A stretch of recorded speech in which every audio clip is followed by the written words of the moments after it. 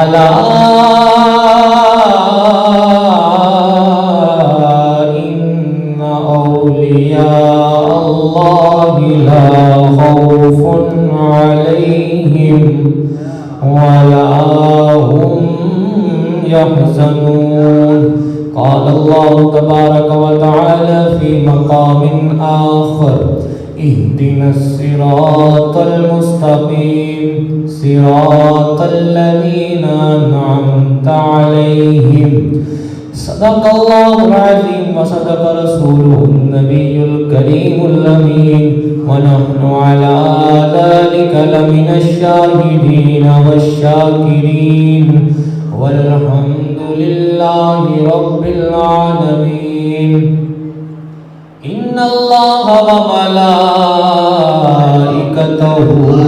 يصلون على النبي يا أيها الذين آمنوا صلوا عليه وسلموا تسليما. مل کے بلند آواز درود و سلام پڑھو. الصلاۃ والسلام علیک یا رسول اللہ وعلی آلک واصحابک یا حبیب اللہ. مل کے بلند آواز درود و سلام پڑھو. الصلاۃ والسلام علیک یا رسول اللہ.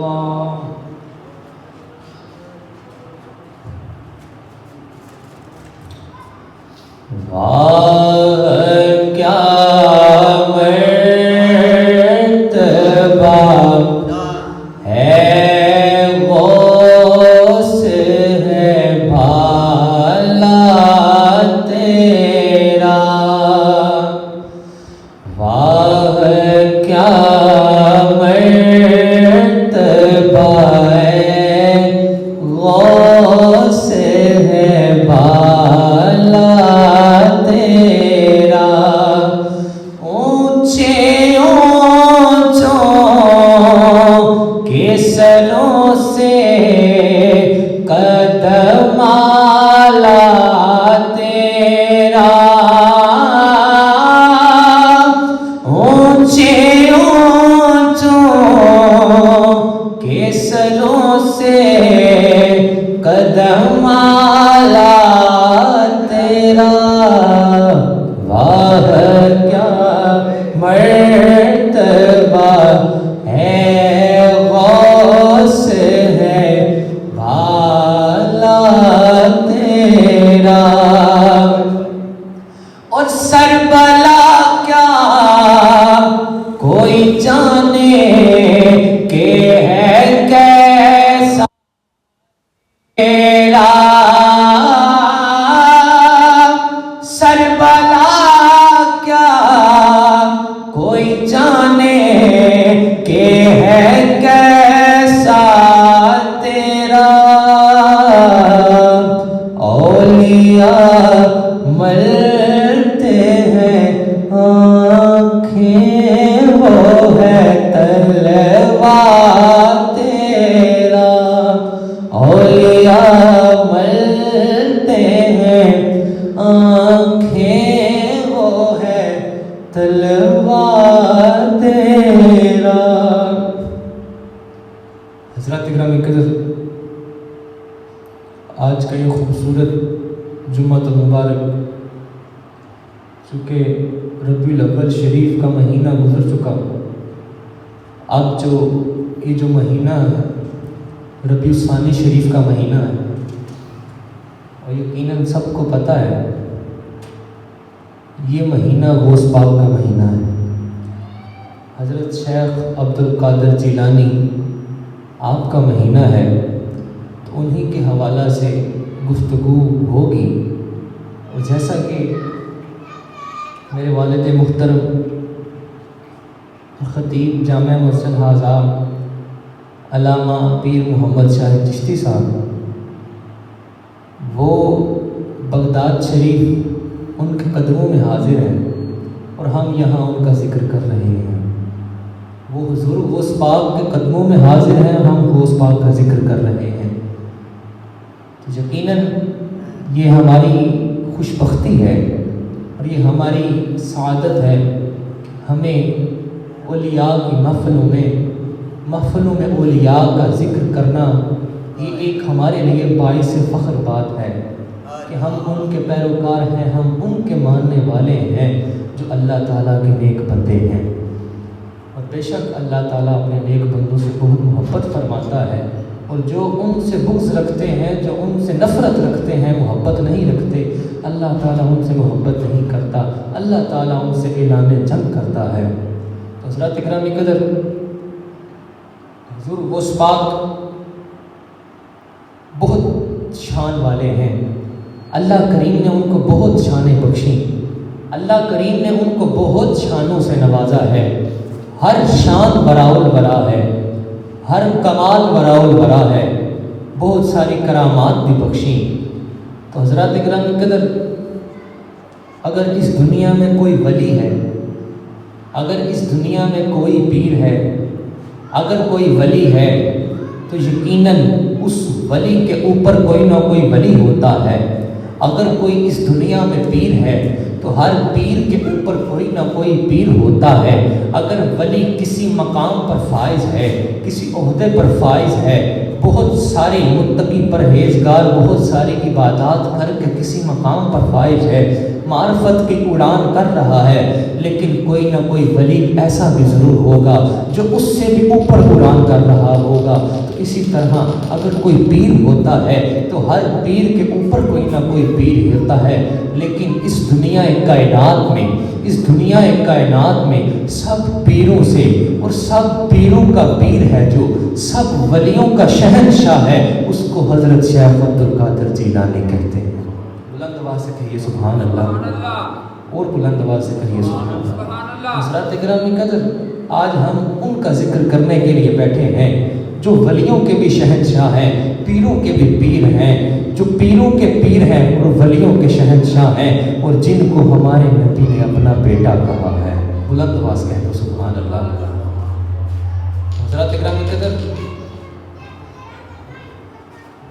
اسی طرح جب حضور غوث پاک آپ اپنے سن بلوغت کو پہنچے تو آپ بغداد تشریف لائے۔ اب چونکہ بغداد میں سارے عرب ہیں، بغداد میں سارے عربی ہیں، تو آپ گیلان شہر میں پیدا ہوئے، جو کہ جہاں پر فارسی بولی جاتی ہے، جو اجمیوں کا علاقہ ہے، اور آپ اجمی تھے اور آ گئے عربیوں کے درمیان۔ تو وہاں پر لوگ بہت واز کرتے تھے، بہت خطابات کرتے تھے۔ آج کے دور میں جس طرح کچھ پیر اور کچھ خطباء ہیں جو بک جاتے ہیں، جو حق بات نہیں کہتے، تو وہاں بھی یہی چل رہا تھا کہ حق بات نہیں کہی جاتی تھی، پیر اور خطیب بک جاتے تھے، مقرر بھی بک جاتے تھے۔ تو ایک دفعہ آپ کی ظاہری کھلی آنکھوں نے حضور پاک صلی اللہ علیہ وآلہ وسلم کا زیارت کی۔ جب حضور پاک صلی اللہ علیہ وآلہ وسلم تشریف لائے اور فرمایا کہ آپ خطاب کیوں نہیں کرتے، آپ واز کیوں نہیں کرتے، آپ نے اس طرح ان کے ساتھ خطاب فرمایا۔ اور جب خطاب فرمایا نا، تو آپ نے ان کو کس نام سے پکارا؟ آپ نے نام نہیں لیا، آپ فرماتے ہیں بیٹا آپ خطاب کیوں نہیں کرتے، آپ واز کیوں نہیں کرتے؟ ارے یہ وہ شخصیت ہے جس کو حضور حسن و حسین کے بعد جس کو اپنا بیٹا کہتے ہیں۔ کیا ولاء الوراء ان کی شان ہے جن کو حضور اپنا بیٹا کہتے ہیں۔ اسی لیے تو اعلیٰ حضرت کہتے ہیں وہ میرا غوث ہے اور لاڈلا بیٹا تیرا۔ حضرات اکرامی قدر، جب حضور پاک صلی اللہ علیہ وآلہ وسلم نے فرمایا کہ آپ خطاب کیوں نہیں کرتے، آپ واز کیوں نہیں کرتے، تو آپ نے عرض کی کہ میں اجمی ہوں، میری زبان فارسی ہے، یہاں پر عربی لوگ ہیں، میں عربی میں کس طرح گفتگو کر سکتا ہوں؟ تو آپ نے فرمایا کہ آپ تو عربی جانتے ہیں، عربی آپ کو آتی ہے، آپ کو عربی زبان آتی ہے، تو آپ واز فرمائیں۔ آپ نے کہا کہ یہاں اجمی ہے، یہاں عربی ہے اور میں اجمی ہوں، مجھے بات سمجھانے میں، بات کرنے میں بہت وقت لگے گا اور مجھے وہ وقت بہت زیادہ درکار ہے۔ تو آپ نے فرمایا ہمارے ہوتے ہوئے کیوں پریشان ہوتے ہو، اتنا لجپال نبی جو کرم کرے ہر مشکل میں۔ حضرات گرامی قدر، آپ نے فرمایا کہ پریشان کیوں ہوتے ہو، جب میں ہوں حضرات اکرامی قدر آپ صلی اللہ علیہ وآلہ وسلم نے فرمایا کہ ذرا پاس آئیے۔ جب غوث پاک نزدیک گئے تو آپ نے کیا کیا، آپ نے اپنے منہ مبارک سے لباب دہن نکالا اور حضور غوث پاک کے منہ میں داخل کر دیا۔ اسی طرح 7 مرتبہ اپنے منہ مبارک سے لباب دہن نکالا اور حضور غوث پاک کے منہ میں داخل کر دیا۔ اور پھر ساتھ مولا علی بھی آئے تھے، مولا علی بھی تشریف فرما تھے، تو آپ نے 6 مرتبہ اپنے منہ سے لباب دہن نکالا اور حضور غوث پاک کے منہ میں داخل فرمایا۔ تو میں نے پوچھا، حضور غوث پاک نے سوال کیا کہ مولا علی آپ نے 6 دفعہ لباب دہن داخل کیا، حضور پاک نے 7 مرتبہ داخل کیا۔ تو کہنے لگے وہ نبی ہیں، وہ حضور ہیں، میں علی ہوں، ان کی برابری کوئی کیسے کر سکتا ہے؟ کرنے کو میں تو جواب 7 مرتبہ بھی داخل کر سکتا تھا، حضور نے مجھے اختیارات دیے ہیں، حضور کی وجہ سے مجھے بھی کمالات ملے ہیں، میں بھی 7 مرتبہ داخل کر سکتا تھا۔ لیکن کوئی آنے والے وقت میں کبھی یہ نہ کہے کہ علی نے اس وقت میں حضور کی برابری کی تھی، تو علی نے یہ ثابت کر دکھایا جب علی حضور کی برابری نہیں کر سکتا تو پھر اور کوئی کیسے برابری کر سکتا ہے؟ تو حضرات اکرامی قدر، جب یہ لباب دہن ڈال دیا گیا پھر اس کے بعد دنیا گواہ ہے، تاریخ گواہ ہے، پھر حضور غوث پاک نے واز کرنا شروع کیا تو شروع میں آپ کے مجمع میں 3 سے 4 بندے، پھر 300 سے 400 بندے، پھر 3-4 ہزار بندے، پھر آخر کار اتنا مجمع ہونے لگا کہ بغداد شہر میں 70 ہزار کا مجمع جو آپ کا واز سننے کے لیے آتا تھا، جو آپ کا خطاب سننے کے لیے آتا تھا۔ اور آپ کو یہ کرامت بھی بخشی گئی کہ 70 ہزار کے مجمع میں جس طرح پہلی صف میں بیٹھنے والا بندہ سماعت کر سکتا تھا، ویسے ہی آخری صف میں بیٹھنے والا بندہ سماعت کر سکتا تھا، مائک کی بھی ضرورت نہیں تھی۔ ارے یہ شان اولیاء اللہ کو ملتی ہے، یہ شان اولیاء اللہ کو ملتی ہے، اور حضور پاک کے صدقے غوث پاک کو یہ بھی شان ملی۔ تو جب 70 ہزار کا مجمع ہوتا تھا تو مجمع میں کون ہوتا تھا؟ صرف عام انسان ہوتے تھے؟ نہیں، جنات بھی آ کے آپ کا خطبہ سنتے تھے، جنات بھی آ کر آپ کا خطاب سنتے تھے۔ جناب عمر بغدادی بغداد شہر کے ولی اللہ ہوئے ہیں، صوفی گزرے ہیں، وہ لکھتے ہیں کہ انہوں نے عمل کیا جنات کو حاضر کرنے کے لیے۔ جب انہوں نے عمل کیا تو جنات حاضر تو ہوئے لیکن تاخیر ہو گئی، بہت دیر کے ساتھ حاضر ہوئے۔ انہوں نے سوال کیا کہ تم اتنی دیر کہاں تھے، تم نے اتنی تاخیر کیوں کر دی؟ تو وہ کہنے لگے ہمیں اس وقت آپ نہ بلایا کریں۔ انہوں نے کہا کیوں، میں تمہیں اس وقت کیوں نہ بلایا کروں؟ انہوں نے کہا ارے اس ٹائم غوث پاک کی محفل سجی ہوتی ہے، غوث پاک کا خطبہ چل رہا ہوتا ہے، ہم نے وہ سننا ہوتا ہے، ہمیں اس وقت نہ بلایا کیجیے۔ حضرات گرامی قدر، پتہ چلتا ہے کہ غوث پاک وہ شان والے ہیں کہ جن کا خطبہ جنات بھی آ کر سنتے ہیں۔ اور لکھنے والے تاریخ میں لکھتے ہیں کہ 40 بلکہ 400 علماء پینسل اور کتاب پکڑ کے بیٹھے ہوتے تھے کہ آپ کا خطبہ لکھنا ہے، کیونکہ یہ باتیں جو کر رہے ہیں یہ خود نہیں بول رہے، یہ حضور بول رہے ہیں۔ حضرات اکرامی قدر، اولیاء بھی آپ کی مجلس سننا کرتے تھے، صرف مجلس میں بیٹھ کے نہیں، دنیا کائنات کے کسی بھی کونے میں ہو وہ وہاں بھی مجلس سنا کرتے تھے۔ کیسے؟ یہ بھی ایک شخص نے آپ سے سوال کیا کہ جب آپ خطبہ ارشاد فرماتے ہیں تو ہم پڑھتے ہیں الحمدللہ رب العالمین، تو آپ فرماتے تھے الحمدللہ، ایک دفعہ الحمدللہ کہہ کر خاموش ہو جاتے تھے، پھر دوسری دفعہ کہتے تھے الحمدللہ۔ تو کسی نے سوال کیا کہ آپ ایک دفعہ الحمدللہ کہتے ہیں پھر خاموش ہو جاتے ہیں، پھر دوسری دفعہ الحمدللہ کہتے ہیں، اس کے درمیان کیا وجہ ہے، اس کی کیا وجہ ہے؟ تو آپ فرماتے ہیں کہ جب میں پہلی دفعہ الحمدللہ کہتا ہوں پھر خاموش ہو جاتا ہوں، اس کا دراصل یہ وجہ ہے کہ جب میں پہلی دفعہ الحمدللہ کہتا ہوں، دنیا کائنات کے اولیاء اللہ سارے کام کاج چھوڑ کے ہاتھ باندھ کر کھڑے ہو جاتے ہیں کہ غوث پاک کا خطبہ شروع ہو گیا ہے، ہم نے وہ سننا۔ یہ شان ہے حضور غوث پاک کی۔ حضرات اکرامی قدر، کیونکہ وقت مختصر ہے، میں اپنی بات کو مکمل کرتا ہوں۔ جو آیت کریمہ میں نے خطبہ میں پڑھنے کا شرف حاصل کیا، اللہ کریم قرآن مجید میں ارشاد فرماتے ہیں اہدنا الصراط المستقیم. یقیناً سب کو اس کا ترجمہ معلوم ہے کہ اس کا ترجمہ ہے چلو سیدھے راستے پر. اہدنا الصراط المستقیم، چلو سیدھے راستے پر. میں نے عرض کی یا اللہ سیدھا راستہ کون سا ہے؟ ہمیں معلوم نہیں، ہم نادان ہیں، ہم جاہل ہیں، ہمیں نہیں پتا، ہم لا علم ہیں کہ ہمیں بتائیے کہ سیدھا راستہ ہے کون سا، کس راستے پر چلنا ہے. پھر اگلی آیت کریمہ میں اللہ کریم ارشاد فرماتے ہیں صراط الذین انعمت علیہم، کہ وہ راستہ ان لوگوں کا جن پر انعام ہوا. میں نے کہا یا اللہ، میں نے عرض کی یا اللہ یہاں پر صراط الذین ہی کیوں کہا؟ صراط الذین ہی کیوں کہا کہ راستہ ان لوگوں کا؟ صراط الکتاب بھی آ سکتا تھا، صراط الانبیاء بھی آ سکتا تھا. قاری صاحب آپ کی خاص توجہ چاہتے ہو میں یہ بات کر رہا ہوں کہ جو آیت کریمہ ہے سورۃ فاتحہ کی اہدنا الصراط المستقیم، کہ چلو سیدھے راستے پر. ہمیں نہیں پتا کہ سیدھا راستہ کون سا ہے، ہمیں بتائیے کہ سیدھا راستہ ہے کون سا.